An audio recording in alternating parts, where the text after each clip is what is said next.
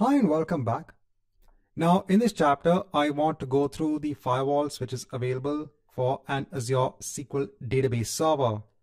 So if I go on to one of my existing databases, and over here, if I go on to the corresponding database server, so over here, I can go ahead and show the firewall settings.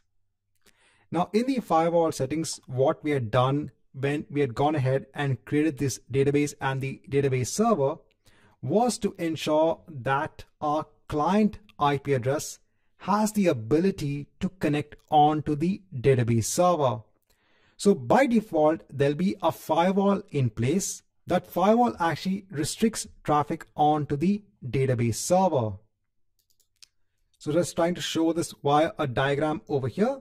So normally when you go ahead and create resources based on the Azure SQL database service, so first you'll go ahead and create an Azure SQL database server, and then you can go ahead and provision Azure SQL databases on this database server. Now, since the Azure SQL database service is a public service, by default, the Azure SQL database service will also go ahead and provision an internal firewall that will go ahead and restrict traffic onto the database server. So this is an extra level of security. So from my laptop machine, if I want to go ahead and connect onto any one of the databases via the database server, I have to go ahead and ensure that my client IP address. So remember, your computer or your laptop, if you're connecting via your home Wi-Fi, will actually get a public IP address that you will actually use to browse resources on the internet. So you have to ensure that your client IP address is added as a rule in the firewall that allows access onto this database server. Now, by default, when it comes to the Azure SQL service, it automatically detects your client IP that you can automatically add onto the firewall. Now, at the same time, you can also go ahead and allow access from virtual machines from within a virtual network. So remember earlier on also we had gone ahead and provisioned an Azure virtual machine. We had installed SQL Server on that.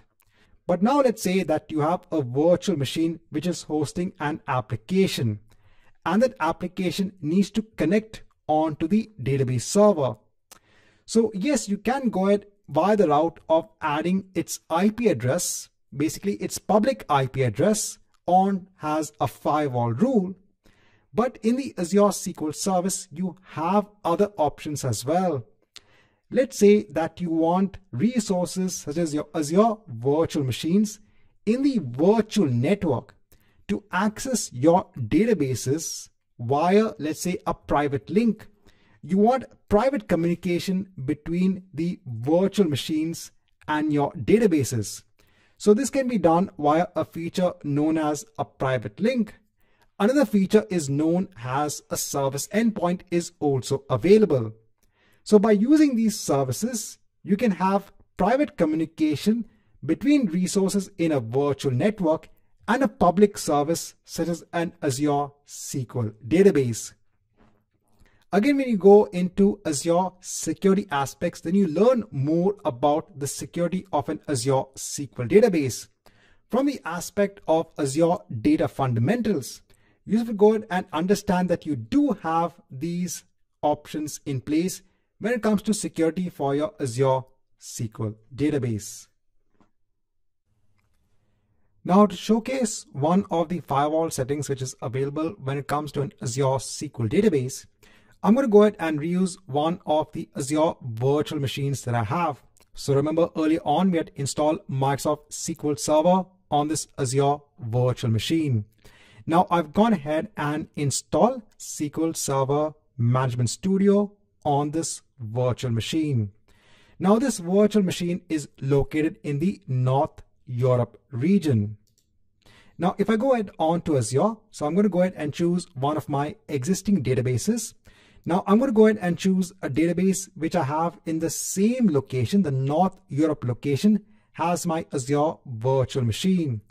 So if I go ahead and open virtual machines in a new tab, just to go ahead and confirm. So over here, I can see that SQL VM virtual machine, it's running in the North Europe region. So I'm going to go ahead and choose a database which I have in the same location.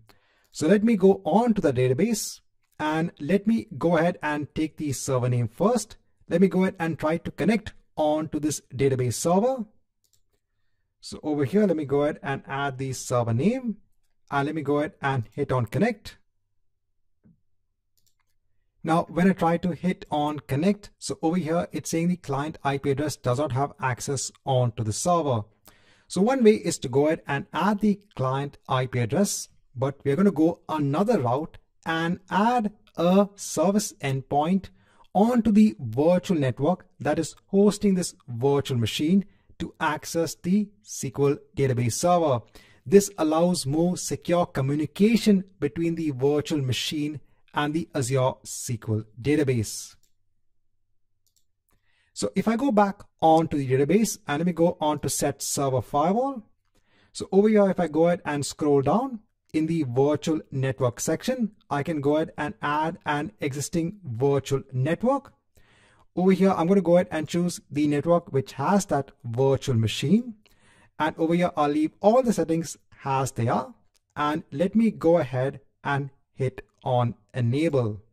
So let's come back once the setting is enabled.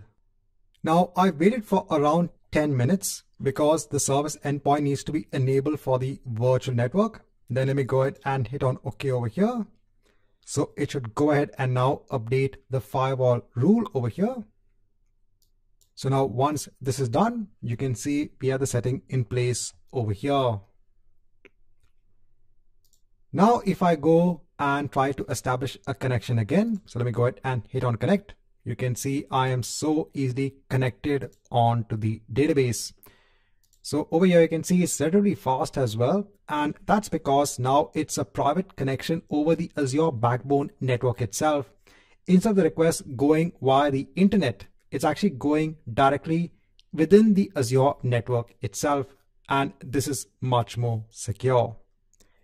Right, so in this chapter, I just want to give a feel on how you can actually work with the firewall settings that is available for your Azure SQL database server.